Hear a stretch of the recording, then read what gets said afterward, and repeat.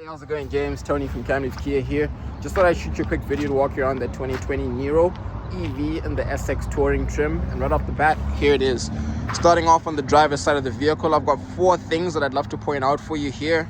Zoom right on into the driver's side door. I usually start with the keyless entry, which will lock and or unlock your doors. I'm just going to show you that it's locked, and then unlock. And I usually point it that way just so I can point out option number 2 and 3 for you. Here would be your turn signal indicator, which is on your mirror, that usually illuminates when your doors lock, unlock, or you're making a lane change, just to let other drivers know.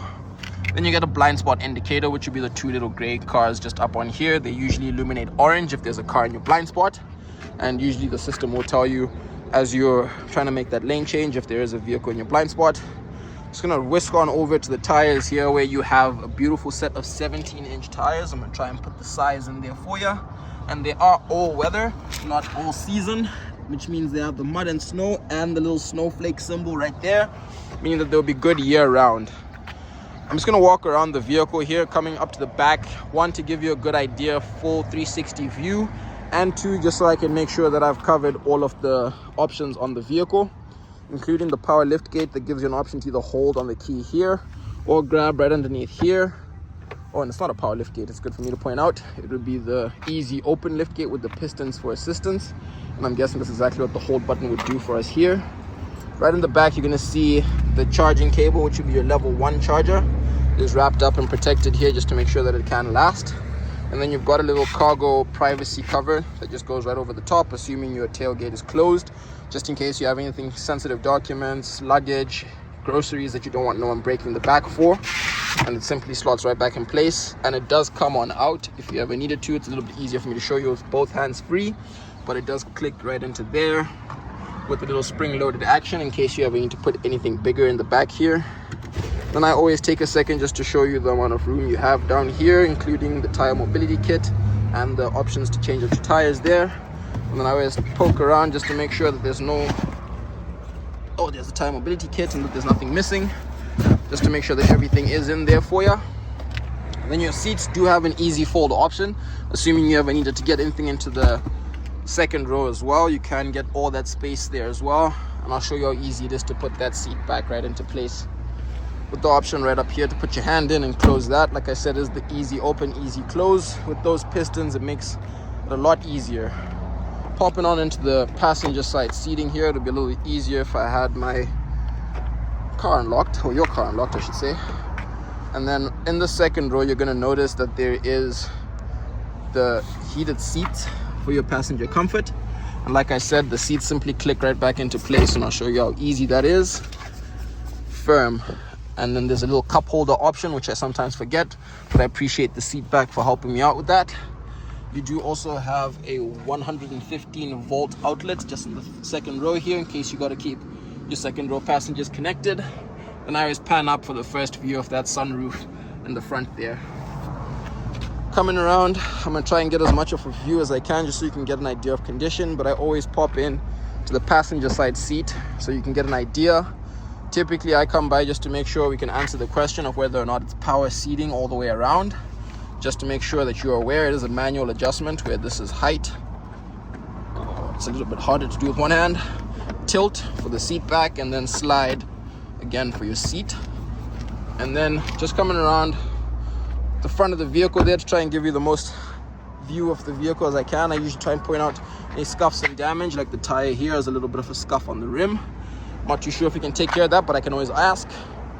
And then coming around on the front, I always stop to show you the Kia Tiger Nose grille, but in this case it's because your charge door is also on the front of the vehicle, where you get access to your level 1, 2 and 3 charging in here, where 1 and 2 would be up here, and level 3 would utilize all 3 of them, which, here we go, just to show you how that works. And then I'm going to clip that back in place to make sure it does shut properly for us, just like that. I typically always take an extra second outside the vehicle just before I pop in to the driver's seat, I was going to say, before that loud exhaust interrupted me. You do have power folding mirrors on the driver's side door here, as well as the memory seat option for 2 different drivers. And then, like I said, the power folding mirrors, they are power adjusted as well with the left and right. and then you have your window lock option. Lock, unlock, and power one touch up and down or automatic windows for driver passenger, and then the other two are just power windows. Panning on over to the driver's side seat, you have a 6-way power adjustable seat with lumbar support as well. And then just below or beside the steering wheel, you're gonna have illumination control for all of your dash controls, blind spot monitoring, and lane keeping assist, as well as the traction control option here. These two buttons will be for scheduled charging and automatic charging. That just means your vehicle will start charging as soon as you plug it on in. And then tilt and telescopic steering wheel, which allows you to move it up and down, in and out. Again, a little bit easier with both hands free. Then you got your regenerative braking paddles. It's a lot easier for me to show them to you before I sit inside the vehicle, just because they'll be peering just over the steering wheel.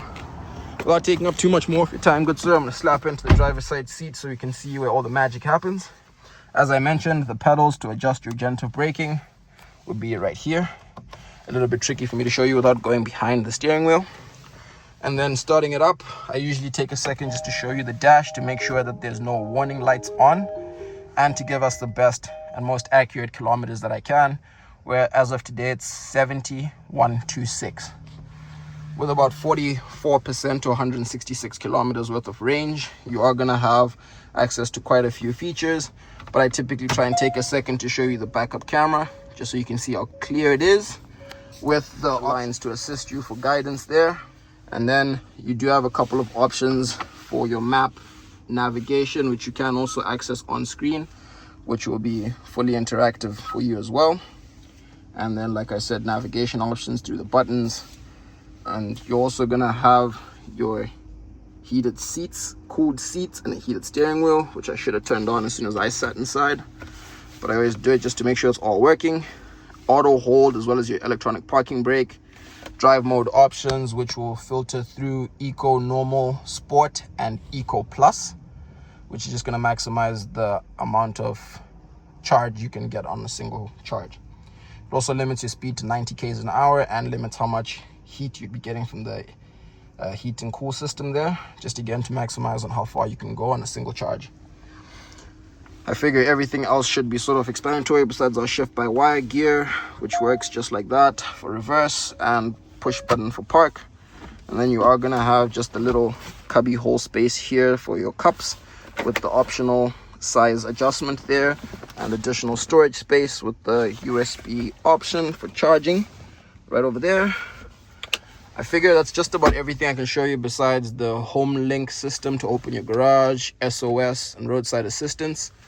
And then your little sunroof option, and I always make sure that it does work, just so you guys can see it on camera as well. I really hope this helps paint an idea, James. I'm gonna point you in the back there so you can get an idea of space. And please let me know what you think.